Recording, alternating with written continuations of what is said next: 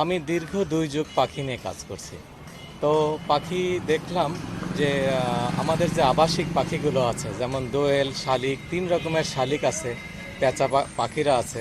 এ আজকে এই যে মফস্বল শহরেও শুরু হয়ে গেছে জায়গার খুব সংকট। পুরনো বাড়িগুলো ভেঙে ফেলছে, বড় বড় বৃক্ষগুলো নিধন করে ফেলছে, যার পরিপ্রেক্ষিতে আমি এই খুঁটি বাঁধার পক্ষপাতী ছিলাম না। কারণ আমি চাই প্রকৃতির পাখি প্রকৃতিতেই বসবাস করুক। কিন্তু এখন কি অবস্থা দাঁড়িয়ে গেছে যে পাখিগুলো কোথাও নিরাপত্তা নাই। আমি একদিন দেখি অনেকগুলো পাখি মারামারি করতেছে বাসার জন্য, একটি পাইপের মধ্যে বাসা করার জন্য তারা ছোটাছুটি করতেছে।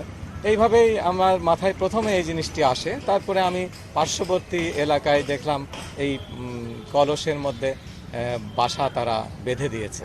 তাদের সঙ্গে যোগাযোগ করে আজ দীর্ঘ ৫-৬টি বছর যাবৎ আমি কুষ্টিয়ার সমস্ত এলাকাতে এই বাসাগুলো বেঁধে দিচ্ছি।